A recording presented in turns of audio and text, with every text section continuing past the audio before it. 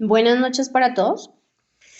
Quiero compartir para ustedes la lectura de un apartado de un libro denominado Bioética Cristiana para Médicos, un desafío para todos los que aman la vida. Cito por Mario Celi. Mario Celi ha servido como pastor y profesor de teología desde hace 37 años.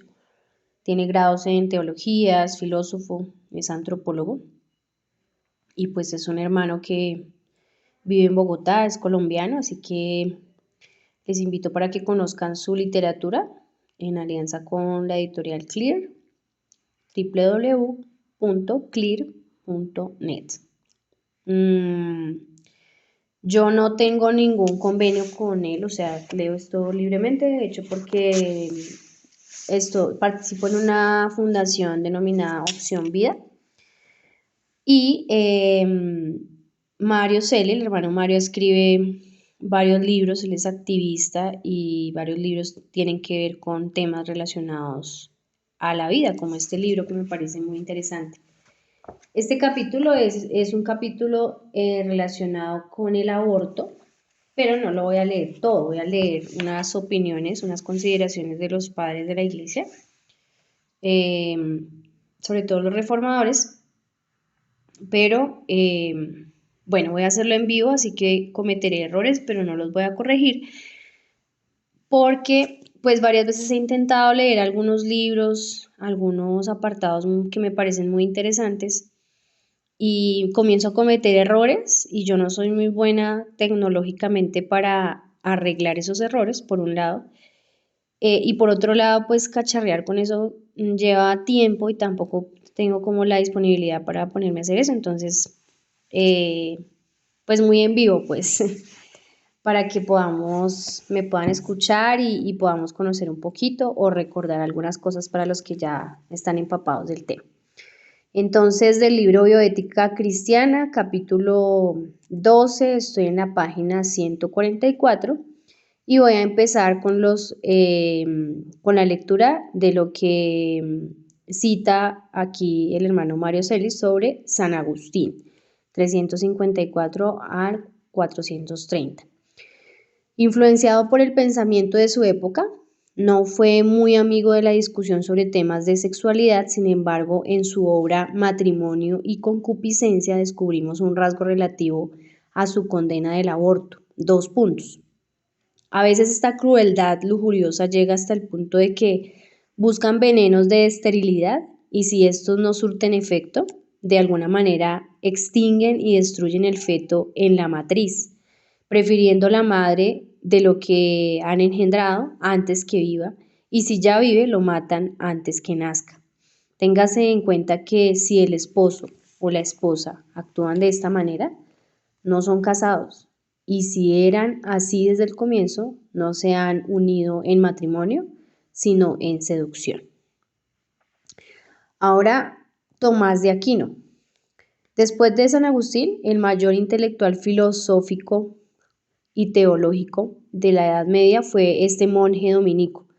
Estuvo de acuerdo con Agustín al señalar que el aborto, considerado como anticonceptivo, es condenable y punible.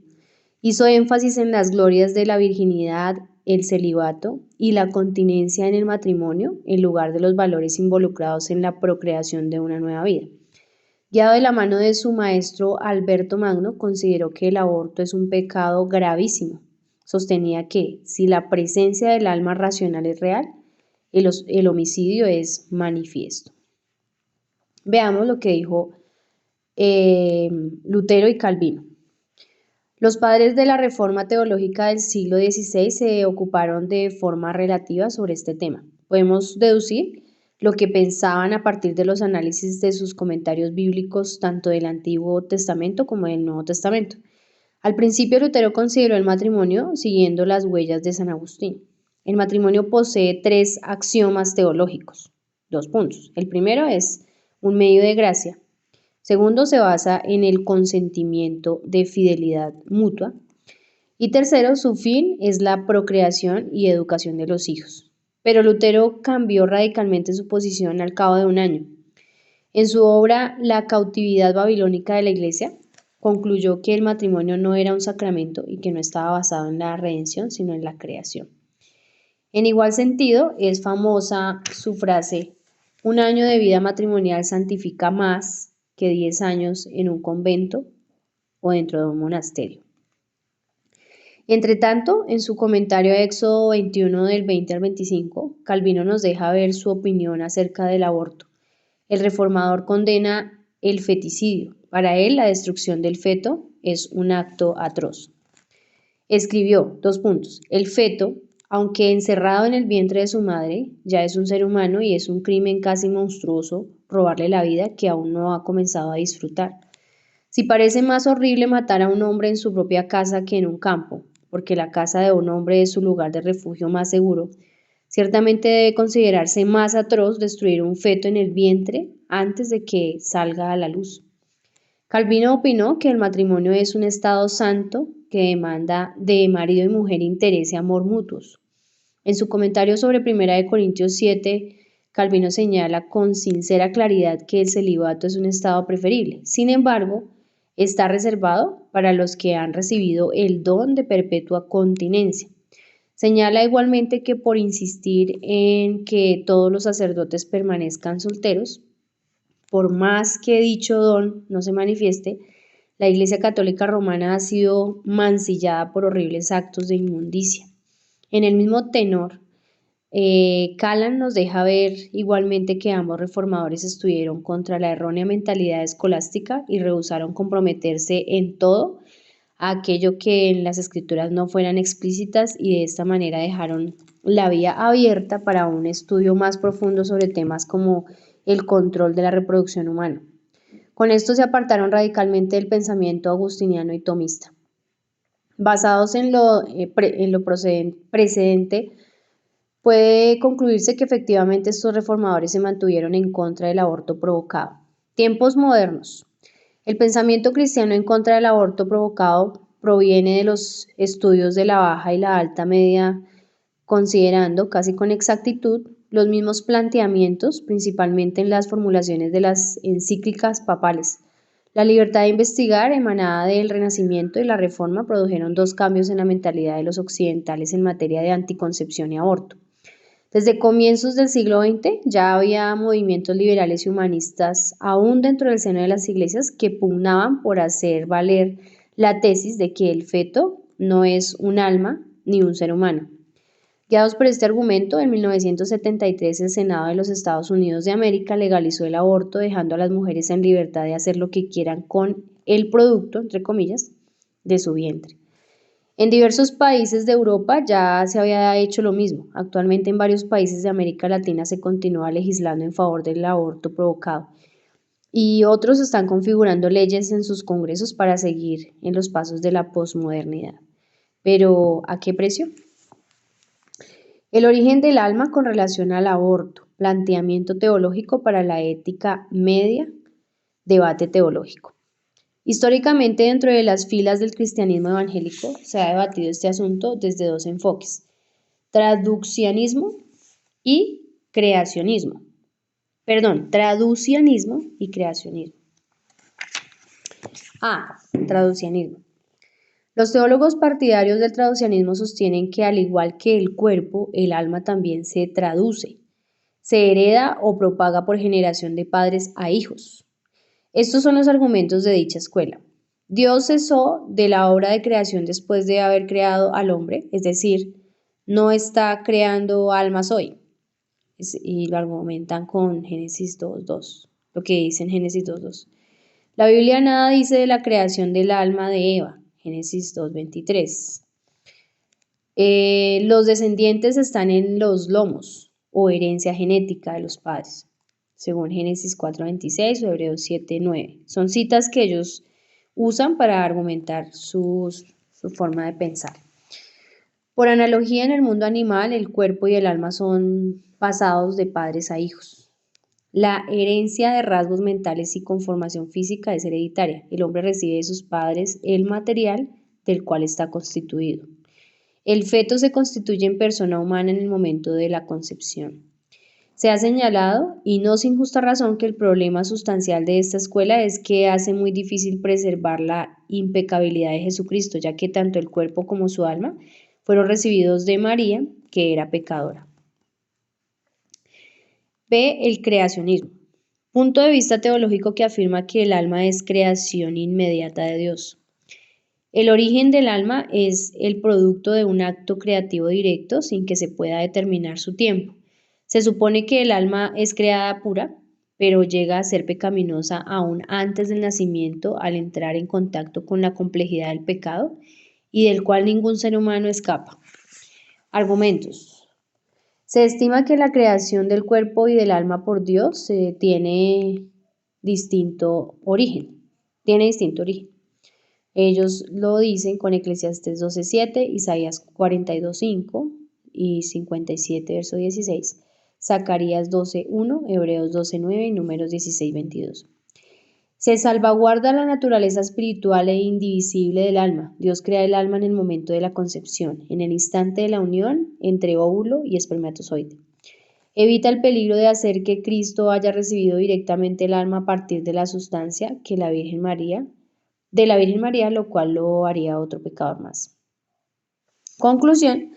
Respecto a este difícil asunto, debemos anotar que estamos tratando con uno de los temas que constituye una limitación teológica y científica para nuestro entendimiento humano.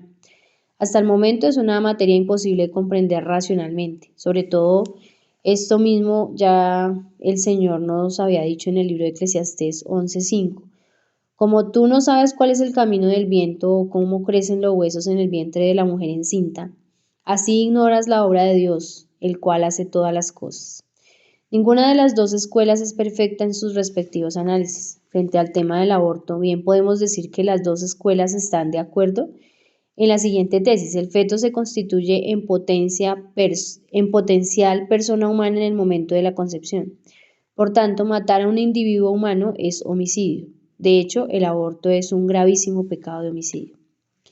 Tercero, relación entre el alma y el feto. Cierta opinión de algunos médicos genetistas de aquí debemos ponderar. Guarda buena relación con la enseñanza bíblica al decir que en todo embarazo hay dos pacientes, la madre y el niño por nacer. Sin embargo, otros médicos quieren desconocer esta realidad. En mi país, en Colombia, nuestras leyes no castigan con prisión a los médicos que inducen a la mujer que pide la provocación de su aborto. En otros países la ley aprueba el aborto antes de 20 semanas de embarazo. ¿Cuál es la razón? La razón es que muchos juristas, al igual que médicos calificados, están convencidos de que el feto solo es un espécimen patológico, entre comillas. Esto suscita las siguientes preguntas. ¿Está bien el aborto provocado en una etapa inicial del embarazo, pero no en otra posterior? ¿Es menos humano el feto a los 2 meses que cuando tiene 6 meses? ¿Por qué esta distinción? Para dar una respuesta aceptable necesitamos formular y resolver estas otras. ¿Es el feto un ser humano? ¿Y qué es un ser humano? Aquí responden a la pregunta: ¿el feto es un ser humano? Siguiendo en este lugar algunos lineamientos ofrecidos por Paul K. Jewett, decimos que al examinar el punto de vista de la antropología bíblica y la relación alma-feto, se da por supuesto que los seres humanos son más que una complicada máquina química. El hombre es o tiene alma. Si aceptamos esto último, se infiere que el ser humano, desde las más tiernas etapas del desarrollo fetal, ya tiene alma. Y como el feto es una persona en gestación, no se debe atentar impunemente contra su vida. El feto es un tejido viviente con su propia constitución y que está destinado a convertirse en un organismo humano plenamente desarrollado. Este planteamiento nos conduce a pensar en el profundo grado de responsabilidad que existe para con Dios y con nuestro prójimo a la hora de pensar o practicar un aborto. Y la siguiente pregunta: ¿qué es un ser humano? Un ser humano es un individuo dotado de inteligencia con capacidades para autodeterminarse y articular un lenguaje. El ser humano se caracteriza por tener un cuerpo y una conciencia fiel copia de la imagen y semejanza de su creador. El ser humano es un ser racional, moral e inmortal cuya vida puede entrar con relación en relación con Dios. Sin embargo, obviamente lo que no puede hacer el ser humano en su actual condición del pecado es alcanzar su propia autorrealización o transformación moral y espiritual aparte de la gracia soberana de Dios. Sin embargo, mediante la efectiva y segura obra del Espíritu, todo hombre que se declare pecador necesitado de Dios puede experimentar una auténtica transformación en su vida completa. Juan 3, del 3 al 5. Examinadas estas inquietudes, debemos ahora dar respuesta a otra pregunta todavía más difícil. ¿Qué es el alma? Aristóteles afirmaba que tener conocimiento respecto al alma es lo más difícil del mundo. Hay muchos que han puesto en duda la existencia del alma. Otros ni la niegan ni le conceden importancia. La investigación científica no ha podido demostrar que el alma, como esencia diferente del cuerpo, no existe. Y la filosofía estima que el vocablo no carece de sentido e importancia para la certeza del conocimiento y la verdad. Debido al poco espacio que tenemos para desarrollar nuestro tema, nos limitaremos al enfoque bíblico-teológico. Teológicamente, el alma se define como el principio dado por Dios que anima o da vida al cuerpo humano. Por esa razón, la Biblia sostiene que hombres y animales reciben su vida de Dios. El principio de animación que hace que respiremos y vivamos en este mundo se debe al soplo del Omnipotente. Si bien la primera pareja humana fue hecha del polvo de la tierra, igual que los animales, no obstante, la vida o alma que el hombre o la vida o alma que el hombre recibe de Dios es cualitativamente muy diferente a los animales inferiores. Cuerpo y alma es una unidad hecha a imagen y semejanza de nuestro Creador. El alma o espíritu humano posee características sin par. Tiene el don de la palabra, del lenguaje. Es el único ser dotado con un instinto de adoración y búsqueda de Dios. Y sin embargo, debido al pecado, adora lo que no es Dios y peca contra Dios. Le ha sido dado un corazón con el cual amar a Dios de forma suprema, un corazón que debe cuidar con suma diligencia porque de él mana la vida. Por eso Dios, al aire del día, se paseaba en el huerto de Edén buscando al hombre para tener compañerismo. Es posible que el lector pueda pensar que estos textos bíblicos cuyo contenido enfoca la superioridad del hombre no nos ayudan mucho en cuanto al tema de la relación entre el alma y el feto. Sin embargo, aunque esto pudiera ser cierto, examínese estas preguntas. Este ser a quien se denomina hombre como varón y hembra, que descubrió los átomos y las distancias de impensables galaxias, que puede echar mano de lo eterno por la fe en la palabra de Dios, ¿es o no es mientras aún se halla en el vientre de su madre? ¿Eso no es una afrenta, un pecado en contra de la divina imagen cuando se mata el feto? De textos bíblicos que pueden ilustrar este asunto. En el Salmo 139, del 13 al 16, es profundamente ilustrativo al darnos algunas luces a la hora de hablar de la relación entre el alma y el feto. La expresión en lo más profundo de la tierra es un modismo hebreo para presentar la oscuridad del vientre materno. El salmista está proclamando aquí la omnisciencia de Dios. Antes que él conociera a Dios, Dios ya lo conocía a él. Antes que sus ojos se abrieran a la luz del día, mientras estaba siendo formado dentro del vientre, ya Dios estaba presente. Aquí el salmista se tiene por un ser individual aún antes de tener conciencia de sí mismo. Basados en esta premisa de que un feto no tiene conciencia de sí mismo, algunos creen que la Biblia autoriza a creer que el feto antes de nacer no es un ser humano y de ahí la santificada, entre comillas, autorización para el aborto. Pero para la palabra de Dios venida por inspiración al rey David, no cree ni dice cosa semejante. Por el contrario, el contenido de su pensamiento de aquí escrito en forma de paráfrasis sería: yo, una persona, estuve, oh Señor, en tu mano desde el vientre de mi madre. Yo fui formado y entretejido en el claustro materno. Un par de textos más nos pueden ubicar en el lugar correcto acerca de este importante asunto. En Isaías 46:3, Dios hace una sorprendente declaración en contraste con los dioses paganos de Babilonia como Bel, otro nombre para Marduk, y Nebo, hijo de Marduk, que no podían cuidar a su pueblo con verdadera seguridad, dioses falsos que más bien tenían que ser llevados sobre bestias de carga. En cambio, el Dios de Israel cuida a los suyos aún desde el vientre materno. Oídme, oh casa de Jacob y todo el resto de la casa de Israel, los que sois traídos por mí desde el vientre, los que sois llevados desde la matriz.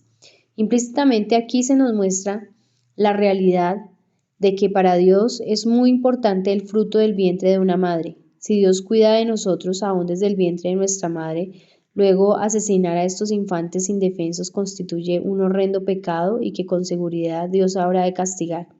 Véase asimismo capítulo 44, verso 2. Del mismo modo en Isaías 66:9, ¿yo qué hago dar a luz, no haré nacer? Dijo el Señor. ¿Yo qué hago engendrar, no impediré el nacimiento? Dice tu Dios. El contexto de este texto nos habla del retorno o restauración de Israel a su tierra.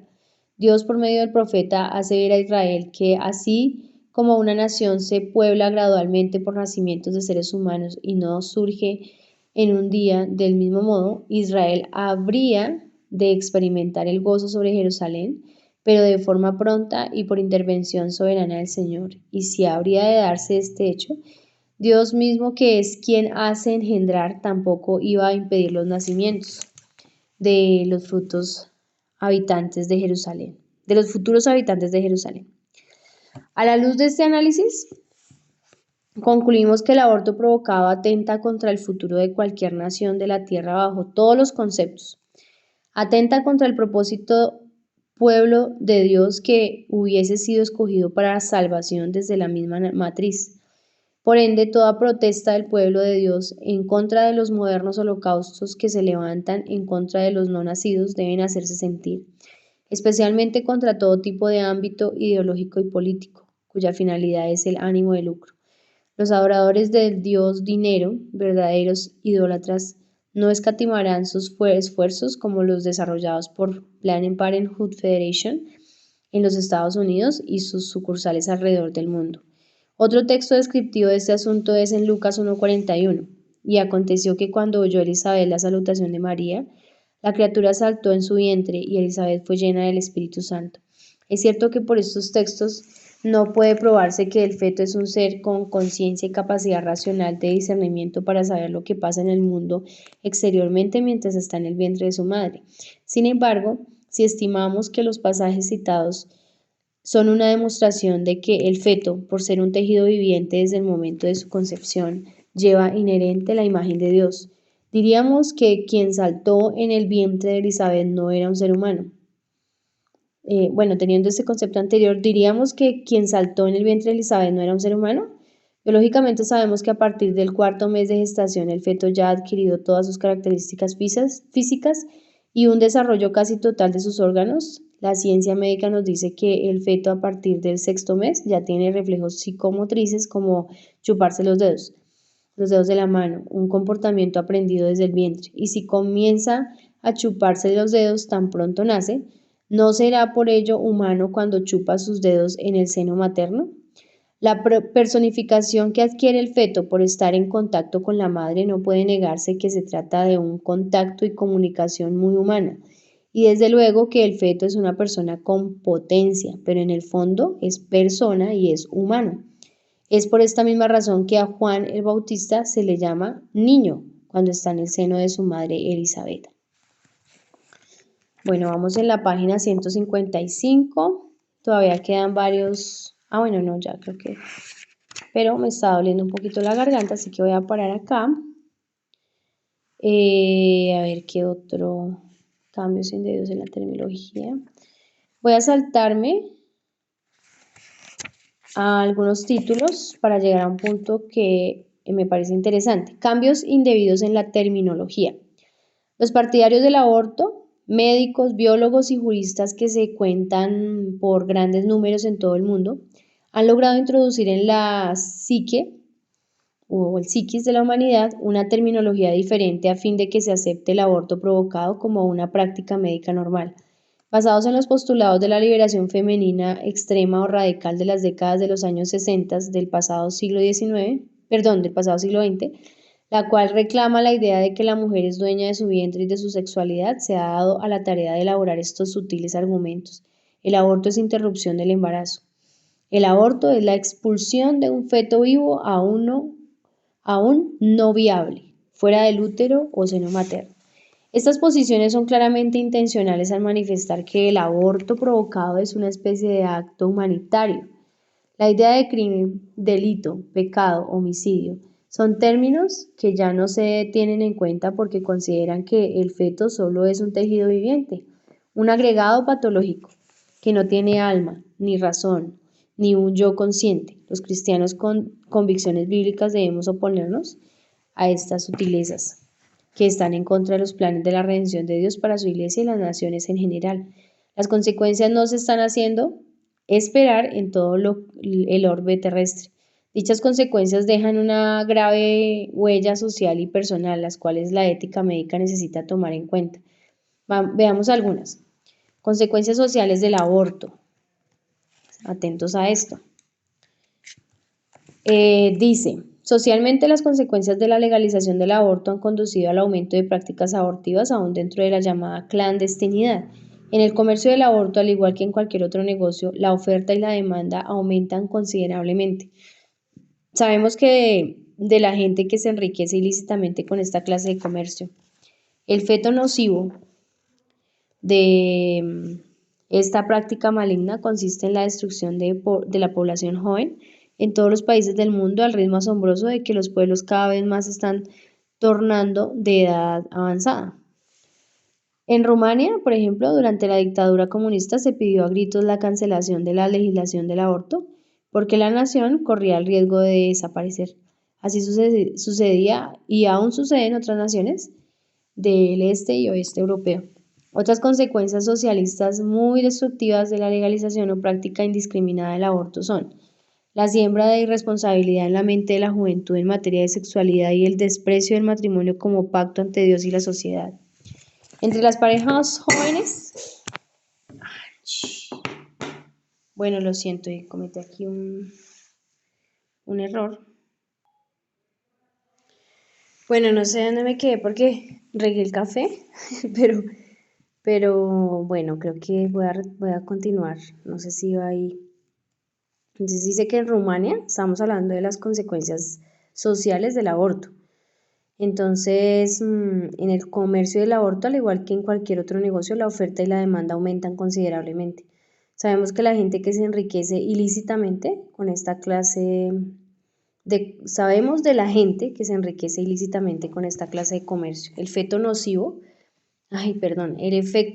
de esta práctica maligna consiste en la destrucción de la población joven en todos los países del mundo, al ritmo asombroso de que los pueblos cada vez más están entornándose a la edad avanzada. En Rumania, por ejemplo, durante la dictadura comunista se pidió a gritos la cancelación de la legalización del aborto porque la nación corría el riesgo de desaparecer. Así sucedía y sucede en otras naciones del este y el oeste europeo. Otras consecuencias sociales muy destructivas de la legalización o práctica indiscriminada del aborto son la siembra de la irresponsabilidad en la mente de la juventud en materia de sexualidad y el desprecio del matrimonio como pacto ante Dios y la sociedad. Entre las parejas jóvenes de cualquier clase social, tener un hijo suele ser más un acto deportivo que un servicio de conciencia ligado a la vida en general de la especie humana. Frente a estos desafíos, los cristianos tenemos la solemne responsabilidad de alzar el estandarte de que herencia de Jehová son los hijos, cosa de estima el fruto del vientre. Salmos 127:3. Todo padre y madre que trae hijos a este mundo puede estar destinado por el Evangelio a lograr la búsqueda de aquella descendencia para Dios de la cual nos habla el profeta Malaquías. La deificación del sexo, sumada a la vulgar explotación monetaria de la libido efectuada con maestría por la publicidad de los modernos medios de comunicación, está dando al traste con la vida de miles de jóvenes. Para nadie es un secreto que en todas las sociedades de Occidente y particularmente desde la llamada revolución sexual de los 60 se produjo el facilismo y el consumismo pornográfico como aventuras y estilos de vida que llegaron a imponer la filosofía Playboy. El fin era claramente manifiesto, la explotación comercial y económica del inestable mundo de los adolescentes, un hecho innegable hoy. Tal manera de pensar acerca de la sexualidad humana hizo que la juventud continuara procurando encuentros, como macho y hembra, al mejor estilo de la concepción evolucionista para gozar de los placeres, de la fornicación, evitando la reproducción. Pero eso sí, con la opción de matar a su prole cuando le plazca y cuando las conveniencias políticas o sociales así lo dicten. Sin embargo, las estadísticas en cada nación nos demuestran la inexistencia del llamado sexo seguro. Nunca antes en la historia temprana de Occidente la juventud había sido tan infeliz y verdaderamente desdichada a causa de que el sexo sin compromiso marital realmente en el fondo no funciona para las grandes expectativas de la vida. Las oscuras frustraciones y hasta el desequilibrio mental aparecen muy rápido. Veamos a continuación algunas consecuencias personales en cuanto a su efecto en lo psicológico y lo físico, datos que tomamos de la revista Estandarte de la Vida de Madrid, España, a abril de 1984. Entonces, bueno, aquí hay como un listado de consecuencias de tipo personal que se producen por el aborto. Estas se originan en dos sentidos, psicológicas y físicas. Psicológicamente están las siguientes: angustia irrefrenable de la paciente que manifiesta un terreno determinado. Humor depresivo, perturbación psicosomática, perturbación del sueño, deformación de la personalidad, tratamiento difícil y prolongado. Desde el punto de vista de las consecuencias físicas, los médicos han determinado las siguientes: restos de feto o de la placenta que queda en la matriz, trombosis de pelvis, fiebres, flujo de sangre, perforación del útero, trombosis encefálica, embolia, infecundidad, trastornos menstruales. La inmoralidad del aborto provocado. En resumen histórico de este capítulo nos llevó exactamente del punto de vista histórico sobre la práctica del aborto. Espero que sobre la mente del lector no haya quedado duda de que se trata de un testimonio portador de la más grosera inmoralidad humana. Procedamos ahora a tratar otras áreas que enfocan el aborto como la lastimosa realidad. Pero antes, téngase en cuenta que las estadísticas sobre el aborto siguen aumentando en todos los países. Estas cifras ascienden hasta 500.000 abortos por año, dependiendo de la cantidad de población de cada nación. Bueno, aquí ya habla como de lo que termina diciendo el autor: inmoralidad de aborto provocado desde el punto de vista de la biología, o sea, desde los mismos médicos y científicos. Y pues resta bastante de este capítulo. Yo pensaba que lo acababa ya en las siguientes páginas, pero no. Así que pues los invito a que lo podamos leer completo. Es un libro, perdón, que habla de varios temas, pero después está enfocado a médicos, así que todo está relacionado con la vida. Y con una cosmovisión bíblica muy, muy bonita. Entonces cierro por aquí y espero sus comentarios.